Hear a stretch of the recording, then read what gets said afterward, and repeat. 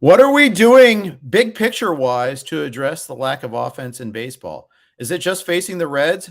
Is that going to do the trick, or is there something we can do in fantasy to try to optimize the current offensive environment in baseball? That and a whole lot more on the RotoWire Fantasy Baseball podcast with me and Fred Zinke.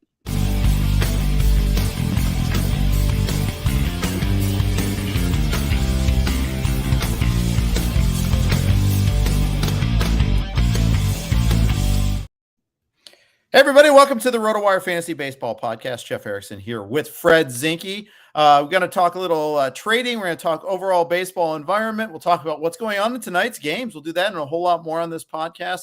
Fred, how are you? I'm good. My Blue Jays just took the lead. We'll see how by the time anyone hears this, if that all turned out. But I've been incredibly enjoying watching them so far this year. And last night was another really nice game. And so far, they're off to a nice clean start tonight. Yeah, they are. They are. Who got the RBI? How'd they score the run? George Springer got an RBI. Now, I was just getting ready to start, so I didn't see who was on third base. But George Springer hit an RBI single. They're up 1-0 on Canadian Nick Pivetta, who's towing the rubber for the Red Sox tonight. So I don't want Pivetta to get rocked because like we Canadians in baseball don't want to root against our own. But a nice tidy little 3-0 Jays win or something like that would be fine. I want like 10-0 because I have a bunch of Blue Jays in my DFS lineup for Tout Wars Tout Daily today. I went with Bichette, I think, went back to the well and I got cheated by that mush ball because he hit a ball of 104.1 miles an hour and was caught in the first inning on the warning track. It's just insane. It just drives me nuts. I'm going crazy watching this here. But we'll see. I actually don't. You want your happy fun ball back, Jeff? I want my happy fun ball back. I want Coors Field back. Screw the humidifier. Screw the deadened ball. I want 15 to 14 games. I don't care if we're having to go through all these pitchers. Let's get me some offensive fireworks, please.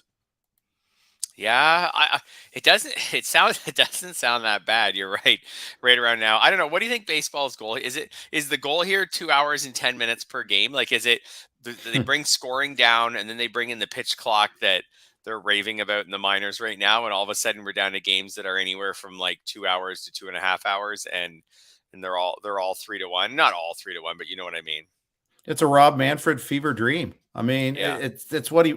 It's someone who doesn't love baseball complaining about the length of games. I don't care that games run long sometimes. That's fine, especially when I'm at a game. When I went to the Dodgers Reds, it was 0-0 going the sixth. The game was over so fast. Beer sales were cut off. I only had time for one beer. You don't want to miss games. You don't want to miss innings, and it's hard enough getting into the stadium.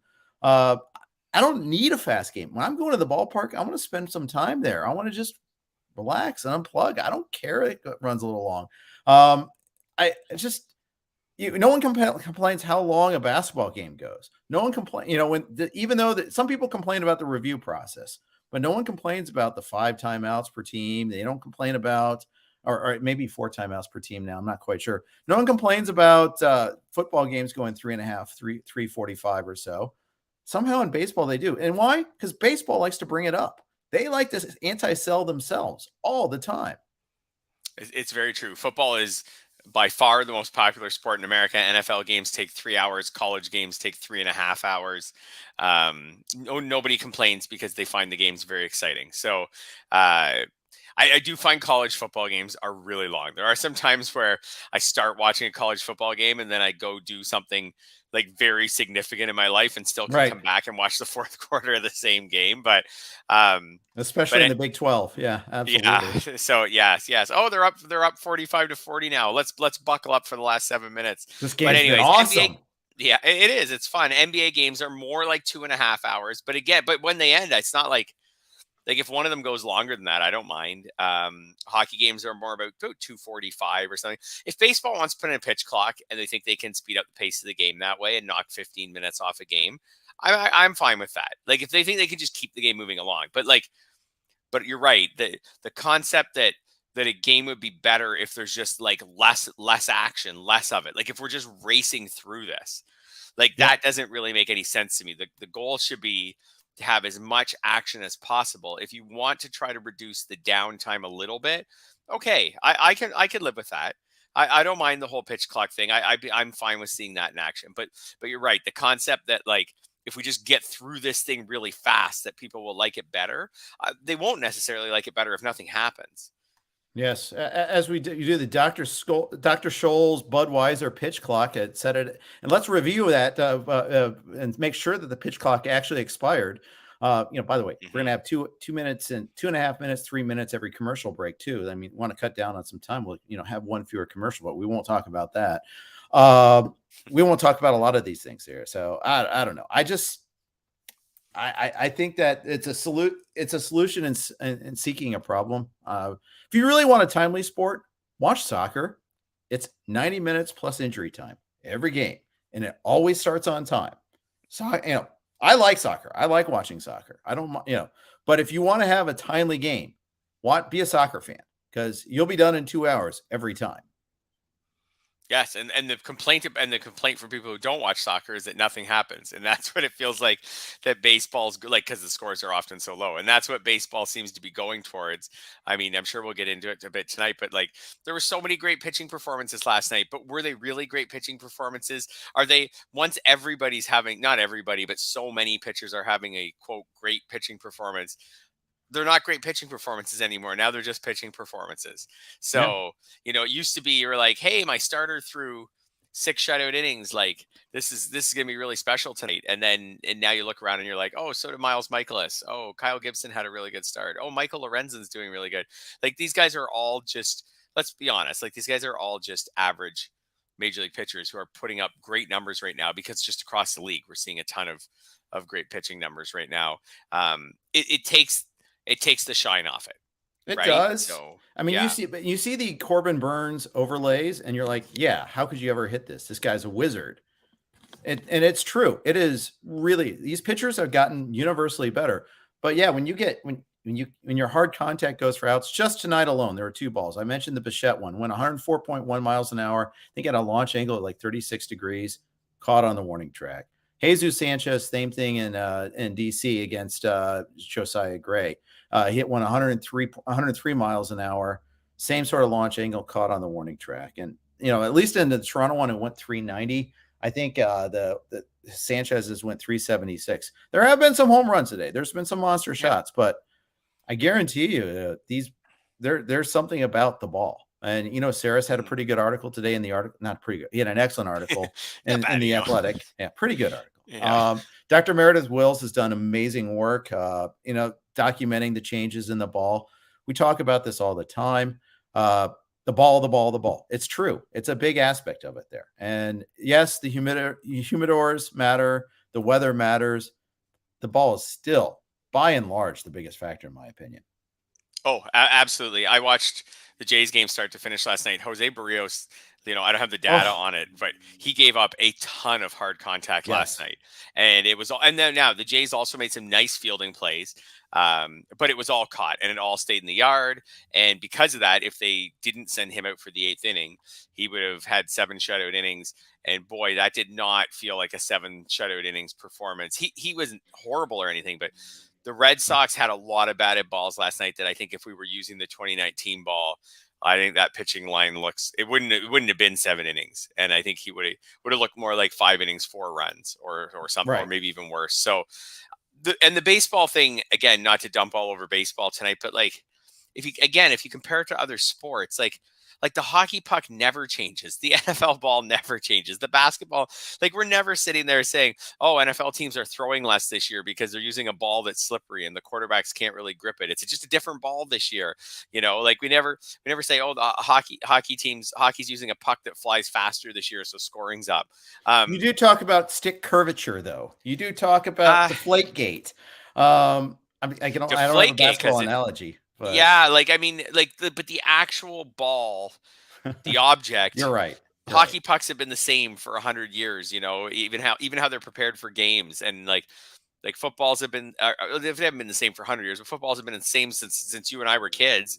And baseball, like it's just such a weird phenomenon, and I feel like this is, I don't know, this wasn't a thing 20 years ago.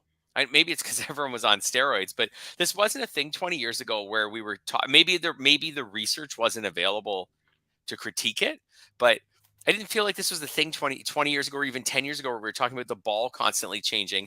And now it feels like the ball is like a floating target every year when we do our fantasy analysis of like, what kind of ball are we Yeah, going to get this year? I 100% agree. It's A frustrating. couple, it's tools are different to measure. We know exit velocities now. Yeah. Since 2015, we have so much more data at our disposal. And two, baseball owns the ball manufacturer. Baseball has control.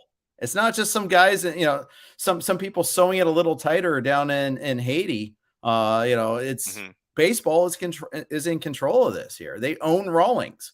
And they've admitted changing the ball. What happened? 2019, we had more homers on a per game basis than any other year in the history of baseball. More home runs, period. 1.39 homers per game, per team. It was happy fun ball. We talked about it. There were some ridiculous homers. I get that. You know what, though? It wasn't the highest scoring year ever in baseball. Not even No, close. not even close. Because hitting a baseball in today's game is hard. It's really hard. You have more guys throwing 97, 98. You have, pitcher optimization never 3 times through the order and all of that. More and more pitchers are being used, and it's a different game. And now we just made it harder by taking away the reward for good contact. It's crazy. The teams are shifting like crazy now too. And they're getting better and better about shifting. They have more data at their disposal and they're using it to it makes it really, really difficult. So all this, okay, we've established what is happening. We haven't established what are we going to do about it? Yeah, that's the tough part. And I've seen people talk about, well, maybe they'll change the ball back by the summer, maybe in some other way, as though Major League Baseball is just going to play puppeteer with us this season, and just oh well, maybe we'll liven the ball a bit by the summer or whatever. I think we should work on the assumption that this is our ball for the season, don't you? They said they'd use they would use balls made after September 2020 is all they committed to. Hmm. However, in that there were 2 balls being used last year. So that's one thing. It's really difficult to pin that down a little bit. And if there was a second ball that was used last year and it was made after September 2020, well, okay, that could still be there'd be some liveliness to it there. They might still have that it's still left, and that's the thing that's tricky. But I'm going to assume for the most part, this is what we see is what we get until they overreact again. I don't know. Right. So offense might go up a bit with the weather. It'll go up a bit because teams are going to lose pitchers and they're going to be gone, just like with injuries, and they're going to have to replace them for long term with pitchers who maybe don't deserve to be there, or not even say don't deserve, but aren't good enough to get there on their own without injuries. So offense will come up a bit, but let's say that offense is going to be down a bit. How will this change how we run our fantasy teams? Like, we can say the obvious of like, you're going to need less home runs, you're going to need less RBIs, you're going to need a lower, all of a sudden a 248 batting average might put you higher in the standings than it previously would have. But now what's actionable? Like, what do you actually do differently with your team to make this work? And something I was thinking about that I floated to you when we were preparing for today is, would it be smart now to trade away some pitching to get hitters that are actually performing, or at least that you believe will perform, more hitters that you believe will perform from this point forward, and then believe that you can piece together your pitching for a while because of the fact that these all of these, I wouldn't say random pitchers, but all of these kind of average to below average pitchers are putting up respectable numbers. Does that make any sense? Or do you still need these really high end pitchers? You still need the strikeouts. Yep. So that I think there is a distinction. The Jordan Lyles who get lucky every once in a while and shut out the A's. Okay, great. Maybe you can stream better. Maybe you can, but I still think strikeouts are going to be the thing you chase a little bit when you do that. But I think if you were doing some redrafts today, I think you'd see a lot more hitters drafted earlier. I think you'd see power hitters drafted earlier for sure. Yeah, that's quite possible. I mean, we talked about steal scarcity, but with homers down, I mean, it's not homer scarcity, but it does increase the value of every home run. And the homer category does tend to be a little more bunched than the steals category, because I find in the steals category, there's always a team or two that just runs away with it. A couple, 2 or 3 teams that just don't even really compete. They don't try to compete, or their base stealer just doesn't perform and gets hurt or whatever, and they just drop right out of it and they can't replace them. So the homer category does tend to be bunched, which makes every little increase in that area valuable. Actually, I can give a good example. So we talked trade on the weekend, Yes, we just did. very briefly, because you were busy with soccer, and then I was busy with going to sleep on Sunday night. And I offered Jake Cronenworth for your Giovanni Gallegos, both of whom were round 9 picks in our LABR league. Cronenworth is not off to a good start this year, although he's having a nice night tonight because he's playing the Reds. And Cronenworth, like, he's off to a bit of a slow start, but at the same time, like, he's constantly batting in the top 4 in the Padres lineup. And his numbers his indicators are fine. He's just a low BABIP so far. Sure. He seems like he's fine. Gallegos looks good. He seems like he's the Cardinals closer. He rewarded you for your faith in him on Monday night by giving up 4 runs and blowing a save. Which should have been unearned, but yeah, we're gonna move past that. Yeah, maybe eventually. That team's a train wreck right now too, by the way. Yeah. So not the Cardinals, my LABR team, that is. I see. So I did think, so when I sent you the trade offer, I felt like again, like I said, like, these guys were both round 9 picks. Gallegos looks like the closer, so maybe he's more valuable than a round 9 pick right now. Cronenworth's nice because he got the 4 positions, whatever. Anyways, one of the things I did think about as I was sending the trade was, like, am I comfortable just getting rid of a hitter and not getting any hitter back, because it's so hard to get hitting right now. It's not hard to get guys who are playing. There are guys who are playing on our waiver wire. If you want to have Elvis Andrus in your lineup, there are guys who are playing on our waiver wire. But wasn't really. But I was like, if I trade you Cronenworth, that might be where I'm headed, is to having someone like Elvis Andrus hitting like whatever 210. With not much else. And you've already had 2 significant hitter acquisitions via free agency too, and Stephen Kwan and Taylor Ward too. So you've already addressed hitting a little bit in the free agent market. So it's interesting to see that. I mean, you have a little bit of depth. I mean, I have a slew of guys hitting 1 something on my roster, including my first round pick, Kyle Tucker. 3 hits last night. 3 hits last night. Did something. I think he stole a base, maybe too. Yep. So there's signs. I mean, there's signs of life. I turned it down. I actually countered David Robertson. You declined that. I see that, and I have no problem with that. Obviously, I have no problem with that. But I just my thought being was, I have Clase, Gallegos, and Robertson. Clase has been a little bumpy to start the year. Yep. Gallegos was nails until last night. I think he will be fine in the long run. I think he's a very good pitcher, and I feel like the Cardinals are pretty locked into using him in that. The only real competition they have right now for him is Jordan Hicks, who they seem committed to starting.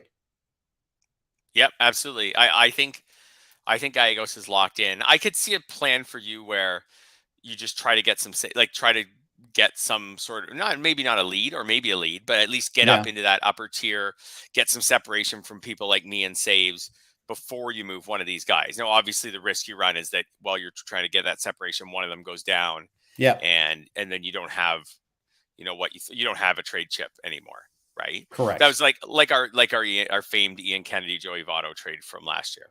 Exactly. Which was a little later in the season than this. Maybe, I think it was like maybe May, not too much later. Mid-May. Yeah, probably. I was gonna guess mid-May. Although we keep in mind we did start later here, so it really was later. When you think about it. So yeah. Right. But anyways, that was my thought with Cronenworth, was just a little concern of, especially because I think he's 4 position eligible, and I was like, man, I might just need this guy just to have hitters on my team who are hitting in the top half of their lineup and actually doing something. Not that he's done much yet, but like, just to have hitters who are doing something, because every RBI, every run scored might mean a little bit more to me this year than it would have otherwise. At the same time, I need a closer, but and maybe I might revisit this trade by the end of the week, by the way. We'll see. In the end, maybe this is what we're really talking about is downgrading starters, because the closers are still just as scarce. Yeah, they are. Yeah, that's the other complicating factor is bullpen usage is what it is. We have Yeah. certain teams that we know, they've locked in on a guy.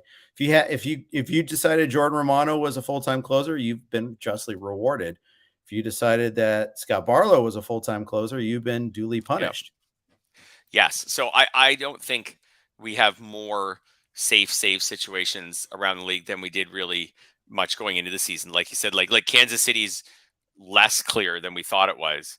Because I'm not totally in on Josh Stalmont yet. I think that's still an Oh, I agree. unsettled situation. Maybe the Orioles have found a closer right now, and we'll see how that all turns out. I guess the Cubs have, but then some other teams like the Reds haven't, and the Mariners haven't, and the Giants get a lot of saves. But they still are spreading them around, and it's not like we've got 7 or 8 teams that were all unsettled on draft day and are now have given us closers. Like maybe Emilio Pagan's the closer in Minnesota. Like he's got a couple saves now, but I'm not there yet saying for sure he is. So, Right. So closers are still, I think the closers who we really believe in are still really valuable. So maybe it's just starting pitching. Maybe that's the solution, is that starting pitching needs to be downgraded both on the trade market. And then the other thing that I think is really actionable with this is, because a lot of people listening are big NFBC participants where they don't have the trading, is, when you're making your bids, should your starting pitcher bids be lighter? And should you go more heavily after anyone who you think could be an impactful hitter? Yeah, I think so. I think so. And I think that you were ahead of the curve with Ward and Quan, especially getting those guys early April. When a manager, I think one of the takeaways is when a manager says this guy's going to play every day and play and hit in the top part of the order, you take him at face value a little bit there, huh? I think so. And that was one of my things. And now Quan hasn't been amazing since I got him, but he's been fine, and he continues to bat second when he plays. And I know he's day to day right now with a hamstring injury. Joe Madden seems to love Ward, and Ward homered twice last night. And Madden's talking about batting him leadoff, like on a fairly permanent basis right now. Last weekend, the guy I was on in some leagues was Josh Naylor. So I picked him up in some leagues. Same kind of thing. He's off to a good start. The Guardians are batting him like in decent spots, like 5th or 6th in the lineup, right? And it was more like okay, here's someone who he's hitting over his head right now, but he's hitting 345. He's only got 3 strikeouts and 30 plate appearances. With everything going on around baseball right now, that looks really good. They have room for him in the outfield. Let's go. And I decided in some leagues to put in a decent bid on him, like $60, $70 in NFBC leagues, and really try to get him. I felt like these were the moves I would try to do in 2019. These were the moves I was trying to make for any starting pitcher who I thought could stick in my lineup. Now I feel a little more like I can play some games with the starters, especially in 12-team leagues, because so many of them are doing well. Sure. It makes sense. If you can stream, if it's easier to stream, you de-emphasize it. If it's harder to stream, then you really got to dig to find the right ones. So you don't have to stream. I think that's the discussion. Now it's the other way around for hitters. It's hard to find batters that are going to stick in the lineup that are going to produce. So you treat those like the gold that they are. That's right. And even the good offenses so far this year haven't been as good. Like we don't have teams. It's early in the season. We don't have teams with like an 850 OPS, or we don't really have teams that are that scary. So even with streaming and not streaming, like any decent starter, I'm comfortable using them in probably a wider variety of situations than I would have been a couple years ago. I'd be more afraid of the blow up start. So again, that's another reason to not invest heavily on pitching in the free agent pool. Now, that being said, like I do think there's got to be some nuance to that, because we will run out of starters at some point who are useful, right? Like with injuries, and like the best ones will be called up, right, given their rotation chances. We see Christian Javier, who is really popular, is getting a rotation chance now. He's someone I really like. Didn't really have an option to get him in any leagues, but like those guys are going to run out, but then maybe you can pivot to the long relievers. But then there's ones from the minors that emerge though too. Yeah, so I don't know. And if this is the environment with the ball, then those guys from the minors may be able to come up and be successful. Right. And the other thing, one other thing that was going to happen is beginning of May, we go from 28 to 26 guys on the roster. Mm-hmm. We're going from 16 pitchers allowed down to 14, and then May 30th it goes down to 13th. It was 13. It was originally going to be 13 on May 2nd. I think they reached an agreement to extend it to 14 now. They may, they may change it again, but with the shorter pitching staffs, that means managers can't be as liberal in making Mm-hmm. moves in games. They may be stuck with a certain reliever for a little longer. They Mm-hmm. may, have a pitcher go that extra inning, and that's where the tack on runs happen all the time. It's that extra time Yeah. through the order. It's a little extra fatigue with the pitcher. So maybe that'll help a little bit. Yep, absolutely. So it might help a little bit. Right now, I definitely feel like if I see a hitter who I think is going to play regularly, hitting a good lineup spot, and I like what I see from their skill set, I think I'm going to go aggressively after that person. And I mean, we're in a situation right now on the pitching side or on the hitting side, sorry, where 9 teams have an OPS under 620. 9 teams so far have an OPS, as I'm saying this right now, under 620. At that point, it's got to be easy, fairly easy to find starters that you can stream, or starters you can use, or long relievers who have these teams on their schedule and can throw 2 or 3 scoreless innings. Like, this is, I think that's the direction I'm going in right now. I think even more so probably in free agency than in the trade market. The trade market, there's still a lot of like your options are limited, and it's really about just evaluating each trade, because you don't always have access to all the players. But in the free agent pool, like you said, like, I'm not that it's done me a huge good yet, but I'm glad I got Taylor Ward. I'm glad I got Stephen Kwan. Even if they both don't turn out, I think they were worthwhile risks in this hitting environment. I'd agree. I think there's another corollary here too, and that's DFS, that it Mm-hmm. behooves us on average to find the less expensive, good starting pitching options, pay up for the good hitters in good spots, and try to allocate more of your budget towards the hitting. I'm sure that's not exactly novel. I'm sure the top DFS players have thought about that, and Mm-hmm. they I don't even know if I'd say that this is the right conclusion. I think it's a hypothesis at this point in time. They've tested that out for sure, and we'll see. And those results may change. Nothing more frustrating though, and then spending up on that top hitter and then seeing an offer. I mean, that's really frustrating. Whereas you pay up for Corbin Burns, you're getting your strikeouts at least. For sure. And I think definitely, say, go back to 2019, like, definitely I felt like the DFS plan was get the pitcher you want, get the pitcher who Mm-hmm. will succeed, and then fill in your hitting lineup Yep. around that a pitcher, regardless of what his price is that day. But you're right, now that the environment's a little bit different, like, Corbin Burns is maybe a bit of an outlier, but now that the environment's a little bit different, maybe, and I don't know what the score of the Jays game is anymore because we started It's recording, but 2-1. It's two to what's that? one now. It's what to one? 2-1. 2-1 Okay. Jays. So there you go. They're in the 5th inning. Maybe you could have got away with Nick Pivetta in a DFS or something tonight. I don't know. Yeah. I don't know. I don't know what his line is, but you know what I mean? Like again, last night you would have got a win and respectable numbers from Kyle Gibson. You would have got good numbers but not a win in the end because of the blown save from Miles Michaelis. Like, maybe there is more of a path in DFS right now to take some of these cheaper pitchers who are again facing these 9 teams that have an OPS under 620. Get one of those pitchers facing them, and then spend more on your hitters. Yep. Get a better stack. Yeah. And you would think that eventually the prices will catch up to that. And that's the thing that makes the game so hard. But I think it's an interesting path. Mm-hmm. Before we move on to the news of the day, let's share our advertising notes for the day. We'll do it all in one fell swoop this time. First, from our friends at Better Edge. Bet against others with no fees involved. That's right. No pesky hidden fees to ruin your day. Better Edge is a social betting marketplace where there's no fee on each transaction. Better Edge is a social betting marketplace, and chances are it's legal in your state, maybe province, I don't know. We bring betting back to its social roots, where you can like, comment, and challenge on other users, all within the app.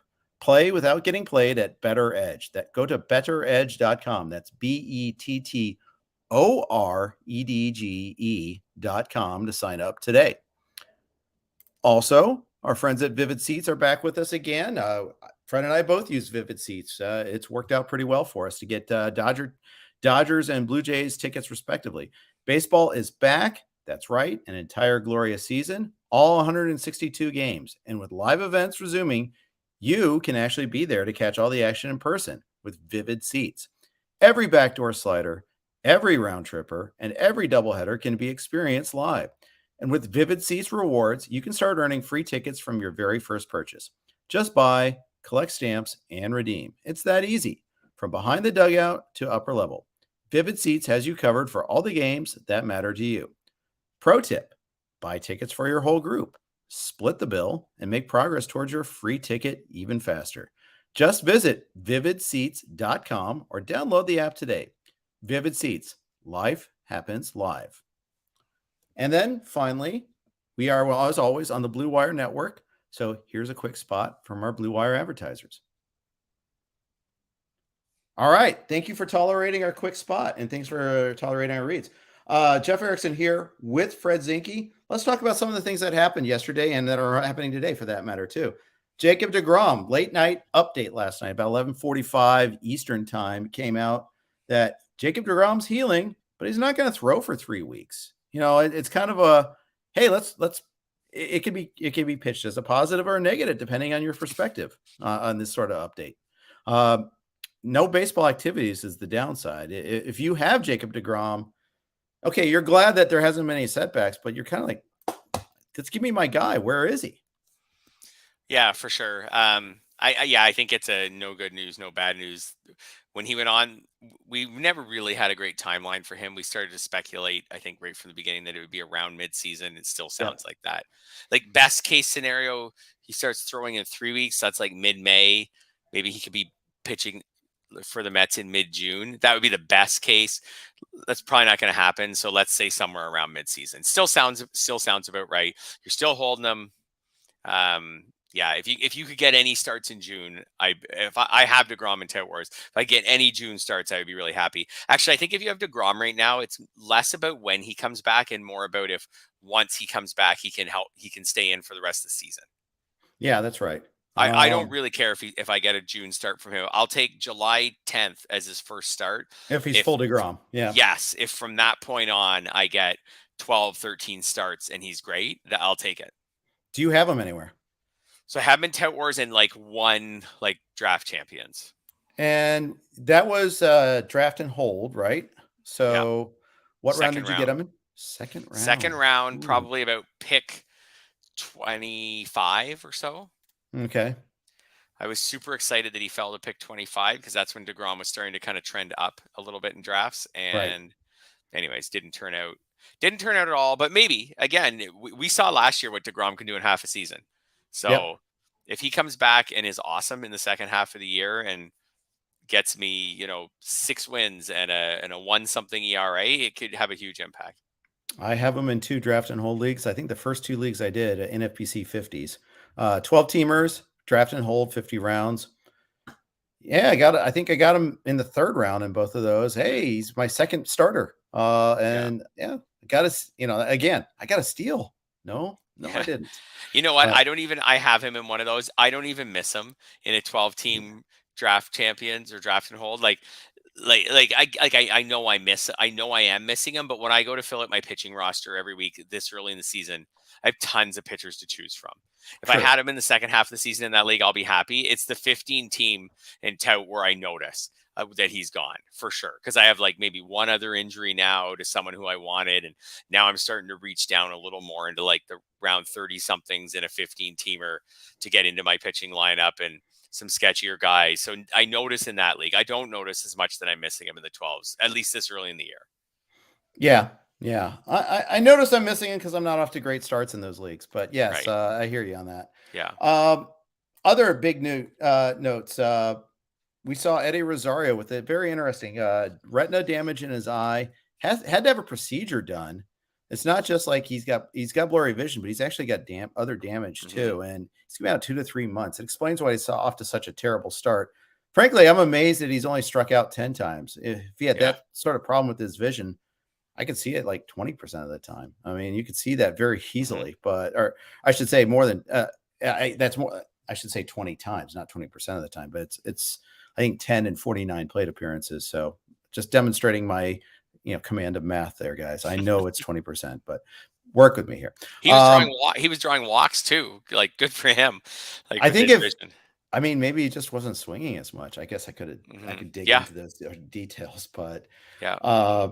yeah, pretty wild to see that. I think you cut him in the in friends and family, right? Yes. Yeah, my we have 2 IL spots. It's already full with DeGrom. Mhm. Actually, I have DeGrom in that one too. But I knew, but that in that league, we knew about DeGrom when I draft from like round 15 or something. But anyways, yeah, I think Rosario is an easy cut. I saw some people who were frustrated that they didn't know about this issue until now. You know what? I feel bad for Rosario. I don't feel bad Yeah, for fantasy managers. This is a guy trying to. This is a guy who's like trying to keep his career going. I know he had a good playoff last year, but he didn't have a great season. It's a guy trying to keep his career going, and now he's dealing with a serious eye problem. He's going to be back, whatever, or some maybe in July or something like that, and then he's going to need to prove the rest of the way that that with this fix that he's still a quality major leaguer. I think so. That's that's more my concern than any of his fantasy managers. In the end, he was like a round 15 pick or 14 pick or something that you can afford to get rid of. I think he's an easy drop. I don't think you wait for him in any NFBC style league. I'd agree. I'd agree. Mhm. Unfortunate, but yeah, I'd agree. Uh, you know who's not having a problem with the mush ball? Anthony Rizzo. 2 homers Mhm. already today. He now That's- leads Major League Baseball with 7 home runs. I have a lot of Rizzo, so I'm feeling pretty good about that. And I didn't know Yeah. about the 2 homers today. He was kind of there was like we talked about this with Joey Votto last week. I have no Votto. I have a lot of Rizzo because there was kind of a pack of first basemen that went kind of Yeah. in between in the 150 range or so of picks, and Rizzo was kind of at the top of my rankings from that pack, and Votto was at the bottom. And there's some other guys like CJ Crone. He was maybe a little earlier in drafts, but he wasn't in my rankings. Josh Bell was in there. Um, Jared Walsh was in there. Anyways, Rizzo was kind of my preferred guy out of that group. I liked how you could get maybe 5 or 6 steals out of him as well. I liked him just hitting for the Yankees. So, but he's off to a good start. I don't know if this will totally last, but he's off to a good start. I think you got him for a discount too because he signed so late. Yeah. Yeah. There was also a little bit of concern with the timeshare with him at first, LeMahieu, Glaber Torres, and once they had traded for Josh Donaldson. So there's a Yep. bit of a concern that they had 4 guys for 3 spots, and you were going to see some LeMahieu at first base, and then so they could get Torres in the lineup and all these things. In the end, they've played Stanton in the outfield a bit, and kind of just the the guys who are playing well are playing. So like I had some LeMahieu from early in draft season, and then I kind of backed off of him a bit after the Donaldson trade because I was worried of his playing time. In the end, he's playing a lot because he's hitting. Yeah, he is. Yeah. And the Yankees haven't really caught fire, but they're still, despite that, I think they're what 10-6 going into today, and they're winning today. So not a bad start for them, despite all the things that arguably have gone wrong. Garrett Cole threw a shutout in his last outing, or 6 2/3 shutout innings at least. You say he threw a shutout, that means 9 innings.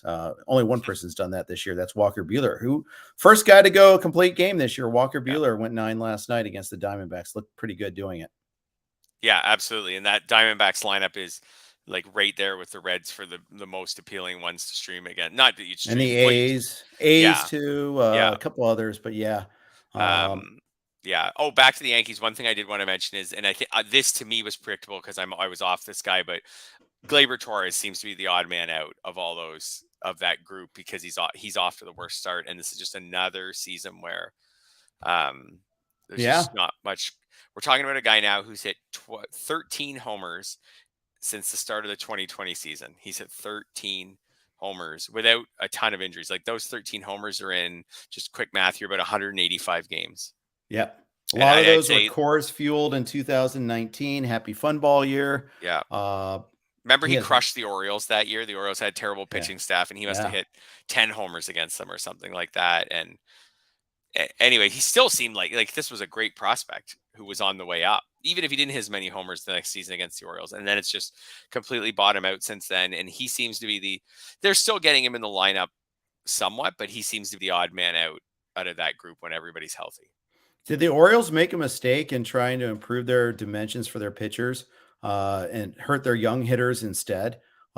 and then lose John. Of course, they lost John Means for the season too. Just Mhm. brutal as far as that goes. But they're trying to help like the likes of John Means and Grayson Rodriguez and DL Hall, Mhm. and instead now they're hurting their young hitters. Maybe. I guess making your park play neutral. I don't know. I guess that can't be like a. I guess I can't say that's a terrible idea to have your It's park only play. power neutral though, right? It wasn't like it was like this Right. Coors Field panacea where it's helping your batting average too. I don't think it was doing that. No, I guess not. But I don't know. I could see a scenario where I mean on the farthest end of the spectrum where it's been so hard for the Rockies over the years to to develop pitchers and pitching in Coors is so difficult. Yeah, Maybe with the Orioles, if they have young pitchers coming up, they just want to give them a little more help, like a little more of a neutral park. I don't know if this will really kill their hitter. It's certainly their offense has certainly been really bad to start the year. Although I think we expected their offense to be pretty bad. yeah. I think they're in the bottom. They're in the bottom. They're one of the three teams with a sub 600 OPS. They're streamable against for sure. Absolutely. Yeah, Cedric Absolutely. Mullins not off to a good start. No, no, not at Is all. the one Oriole, right, that people really went after. Yeah, because like, oh, he's left-handed most of the time. It won't hurt him as much. Yeah. And they've been on the road a lot too, so you can't even argue that it's necessarily like they spent the last week in Oakland and Anaheim respectively, and then they're in New York right now. So it's not Hmm. like they've had these long homestands in the summer where that's where it starts to add on. There's the Camden Yards in the heat. That's a whole different animal than Camden Yards in April. We're still in April for crying out loud. Yeah, absolutely. And when I look at Mullins, for example, it's just his BABIP's way down. Everything else is the same. He's striking out a bit more than last year. Not an alarming amount more. Walking the same. His BABIP's down, which we could say for so many players. Yeah. Yeah. Let's talk a little Roned Acuna. I'm calling him Roned because I'm taking his L. I'm the one that was saying that no, he's going too soon. I wouldn't take him until the third round. He's not going to run. They're not playing him in the outfield. Or he played the outfield in his very first rehab game. He already has 3 stolen bases in the minors, and he's going to come back sooner than expected. If you were drafting the day, he's definitely in the first round. The question is, how early in the first round does he go? Cool. If you're drafting today in the first 5 picks somewhere, I would put him in the first 5 picks, maybe even a little higher. Because now I only have to sit on him for about 10 days before I can start using him. I don't think he's any more likely than the average player to go on the IL the rest of the way. Like I guess he could have issues with his knee and need breaks at some point Yeah. in an IL stint, but I don't know if he's a really young athletic player. I don't know if he's more likely than Guerrero or anyone else to go on the IL. I would say he goes in the top. I would take him in the top 5 now, like starting a league starting from today. Maybe in the top, even in the top 3. Do you think that's crazy? No, it's not crazy. Would you It's take not him over crazy. Bo Bichette right now? Probably. I'd still think I'd take Ramirez ahead of him. I still love the Jose Ramirez build. Right. I mean, I think that lineup's coming back to earth. But at the same token, I think Ramirez is a hell of a player. He's got contract security now. Although then again, maybe him getting dealt would have been good for him, depending on where he landed. But, uh, I'm still taking Trey Turner ahead of him. It's close though. It's really close. I think you could. Well, by May 6th, I think you could make a case to take him first. Like Acuna is someone who, like, just comparing him to those players, he's gonna hit. If he's healthy, he's gonna hit way more home runs than Turner or Bichette or Juan Soto. He's gonna hit as many home runs as Guerrero. Like he had 24 last year in 82 games. The year before, he had 14 and 46 games in the Yeah. strike shortened season. He had a 41 homer season before that. Like this is a legitimate 40 something homer player over a full season, and he can steal bases. Like had he not got hurt last year, he was on pace to be in the 30s for steals. So he would steal as many bases as Trey Turner and hit as many home runs as Vladimir Guerrero when he's healthy. Draws a ton of walks. He is a run scoring machine. He is. Like He as much is. as anyone in baseball. 46 and 46 games in 2020, 72 and 82 games last year. Like if he didn't get hurt last year, he's probably going to score 130 runs. He had 127 in 2019. He's a run scoring machine. Like I said, I think you could make a case if you don't think that if you think he's going to be 100%, I think you could make a case for him first overall. Yeah, you probably With that could. in mind, in a trading league, would you trade? Would you offer out right now like your Juan Soto for him or something like that? Juan Soto off to a poor start. I think he's had 33 runners on base. Go before today, I think he had 33 runners on base and he's driven in one. Hmm. Um, I think they're pitching around him big time. I think it's hard to drive him in when you're not getting anything in the hitting zone at all. But probably, I'd Hmm. probably take. I would if I'm the Soto owner and I'm offered Acuna. I definitely don't snap decline it. That's for sure. Man, I can't wait till this summer when we've got Acuna and Tatis back, and they're both doing their amazing things. Hmm. Uh, Absolutely. Such a better game when we have young stars healthy. Hmm. Uh, Boy, I'd have to think about it. That's for sure. Yeah, absolutely. And our labor draft, actually, Mike Podhorzer. Oh, remember, he took that team of all high variance players. Yeah, Um, I have he's winning right now. he is. He's off to a great start, and he has Acuna. So he's winning. He's going to get Acuna. Eventually, he's going to get DeGrom back. He's had some nice performances from some high variance guys like Buxton, Mondesi, Verlander so far. Kershaw. He has Rizzo, which is not a high variance Mondesi guy. hasn't had nice performances. He's been No, he terrible. hasn't, but he has some steals.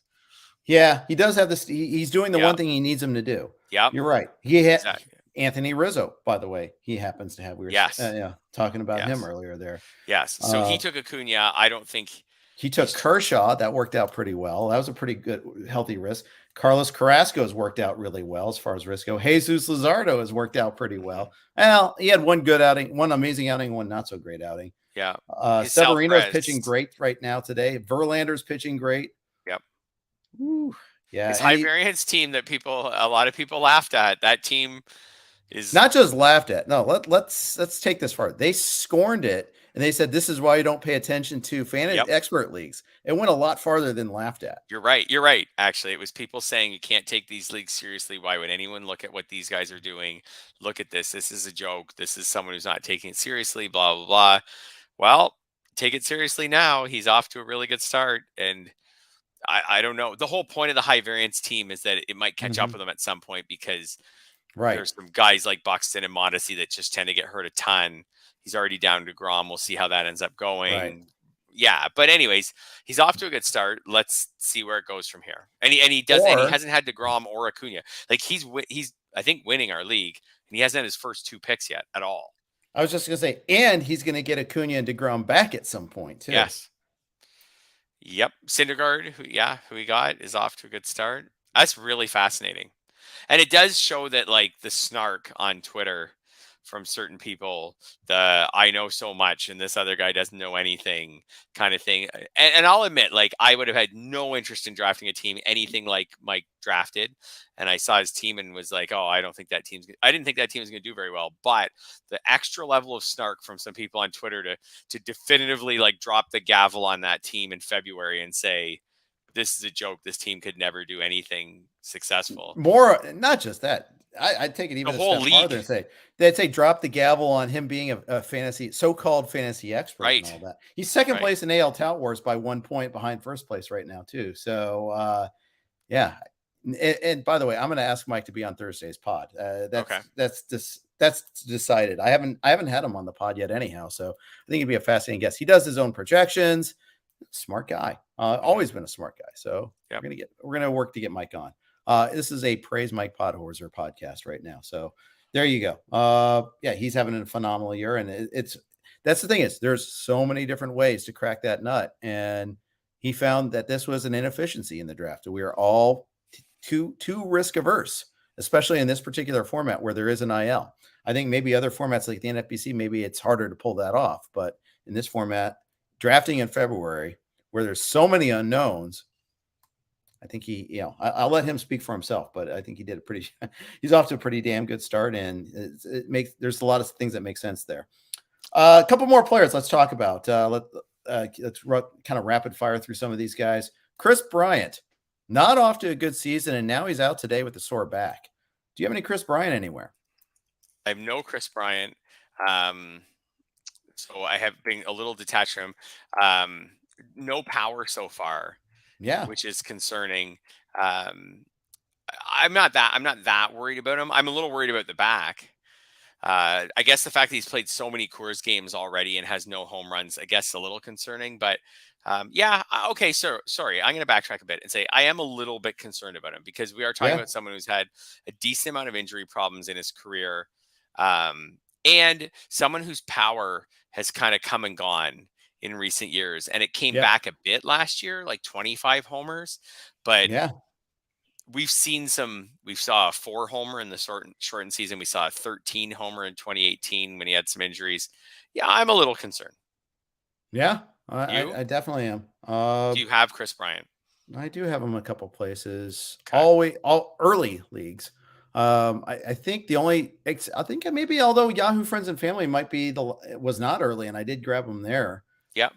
And I thought I was pretty happy about it at the time. Now maybe not so much, but you know what? That maybe it's because that team is kind of stinky right now too. 63 points. It's not doing so hot, but yeah, it's frustrating. You know, he can sit on the bench. He can be injured on 3 different positions for me. So I've got that going for me. That was one of the concerns with him that I think maybe got swept under the rug once he signed with the Rockies. I think there was so much Rockies and Coors Field enthusiasm for him once he signed that we forgot about the fact that this is someone who has missed a fair amount of time. Hmm. Like he hasn't again like this fun with numbers, but he hasn't played in 150 games in a season since 2017. He has 147 and 144 in there, but he also has an 102 and a 34 in the shortened season, which kind of prorates out to like he would have missed a fair amount of time that season. Yeah. So yeah, this is someone who's been really inconsistent after getting off to a great start in his career. And I think we got so excited about Coors Field that we forgot about that. Yeah. I think you're right. Yeah. I think you're right Yeah. about that. A couple more guys I want to talk about. Luis Robert, White Sox, just they have Hmm. all sorts of problems. Eloy Jimenez is going to be out 6 to 8 weeks, probably closer to 8. Had a procedure done on that hamstring. You know, Rick Hahn was pushing back against the injury-prone label, but he's had the multiple things the last couple of years. But also in the minors, 2017 and 18, he had injury issues as well. I think it's fair to ask if he's an injury-prone player, and should we be severely discounting him in the future? Yeah, it's worth asking the question now. I think it's probably too early to come to any sort of conclusion on that. Um, but it doesn't sound like this is going to be a long-term problem. Uh, I think I will start being worried about him along the lines of how I worry about guys like Chris Bryant and Bryce Harper, who are a little older than him and have more of a track record of these problems. But if Robert ends up this season with 115 games played or something and has nagging injuries, then yeah, I'm going to start being concerned about him next year in drafts. This year, I wasn't. I gave him full projections. I actually have no shares of him because I just didn't draft on the turn much, kind of where he was going. But he's off to his batting average is low, but so is everyone's. But I mean, a couple homers, 5 steals overall in fantasy, he was off to a good start. He was. He was off to Yeah. a good start. I'm seeing news that Adalberto Mondesi left the game. Looked like he pulled up awkwardly after breaking from first on a pitch. Right after we Uh, talked about Mike's team and Mondesi and stealing bases for him and everything. I mean, we'll yeah, see. Maybe this will amount to nothing, but with Mondesi's track record, it'll be concerning. yeah, it should be. It should be Yeah. indeed. Garrett Whitlock getting another start against your Jays on Thursday. This is the Tanner Hawk start, basically. Yep. Hawk couldn't make the trip to Toronto because he's not vaccinated. So he got pushed back, and Whitlock is in the rotation. Whitlock threw 4 scoreless, brilliant innings against the Rays on Saturday as a starter. I'd like Whitlock a lot. The thing I don't like is the role insecurity. But sometimes you just take good pitchers and worry about the role later, I guess. Yes, 100%. I mean, if a pitcher's good enough, you just put him in your lineup and you don't even think about it. And I think that's where we're at with him. Yep. So I'll put him in my lineup. If starts, great. I'll hope he throws 5 innings. If he doesn't, I'll just take the good ratios and probably 5, 6 strikeouts. If if he doesn't start and he piggybacks off someone, that's probably even better as far Yeah. as win potential. He has the 1 save this year. So I think he's such a good pitcher right now that you just put him in your lineup and you don't even think about it. And I have 1 share of him. I have him in friends and family. I wish I had a lot more. I was interested in him in draft season. I just didn't quite grab him. I would grab other pitchers in that area. I wish I had been more aggressive on him because he looks like really good to start the season. I was disappointed. I wanted to find out how fast we could get Tanner Hawk vaccinated once I found out that Whitlock was going to take his spot on Thursday. Right. Let's get Hawk up here to Toronto. Maybe we can make an exception for him once we found out that Whitlock was the alternative. Although I like Tanner Hawk too. I think he's pretty He's good, but Whitlock's been like 18 to 2 strikeout to walk in 13 and 2/3 innings. Yeah, really good. I had a pretty, I think, optimistic projection for him, but it was caught between roles. I didn't believe right away that that whole, oh, we're going to stretch him out. Like, nah, you're going to put him back in the bullpen. Then he's going to close. And I want him to be a closer. And because look at Matt Barnes. He didn't even make the postseason roster. Now Matt Barnes, he looked like he was okay. Then on Sunday, I think it was, he was down in velocity. He got hit pretty hard. I guess the whole lesson there is just take the good pitchers and worry about the roles later. I mean, I understand you got to have some guys that have good roles, but you miss out on guys like Whitlock when you get caught up in that sometimes. I agree. I think I should have been I kind of projected him as like a 90 inning, like long man, maybe make some spot starts. I probably should have budgeted in, like I probably should have moved it up to like balanced out the possibility of him throwing like 130 innings. And so when I did his projections, instead of going 90, 95, I probably should have gone 100 to 115 and balanced out the possibility he threw a lot more. And then there's also even the possibility of him getting more saves, which, it was a messy projection to make, but I think I should have been a little more optimistic with him, which would have pushed him way up really fast if I just gave him more innings in my projections, because they were good innings. Same. Yeah. And that kind of ties us back to Gallegos. Same thing. Really good pitcher, was uncertain about the role.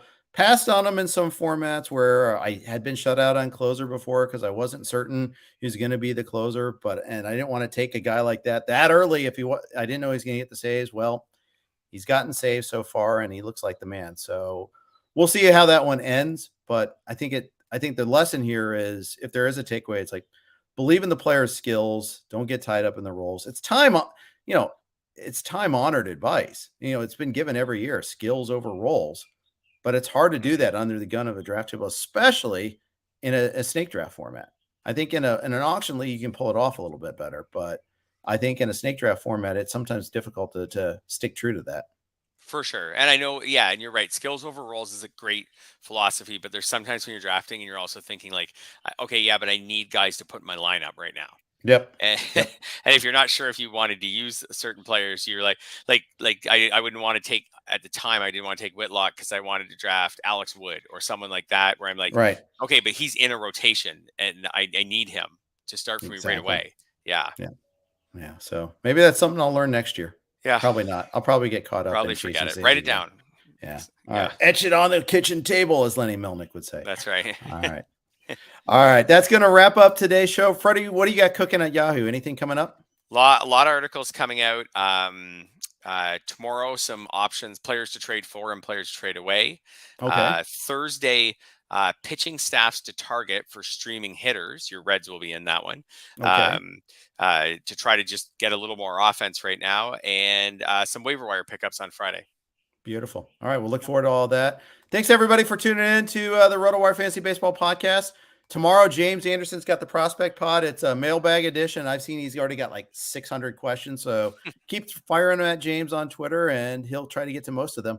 I imagine then we'll see if we get Podhorse or we get somebody else for Thursday, but we'll have a guest of the day, every guest of the week on Thursday. So thanks, everybody, for tuning in to the RotoWire Fantasy Baseball Podcast.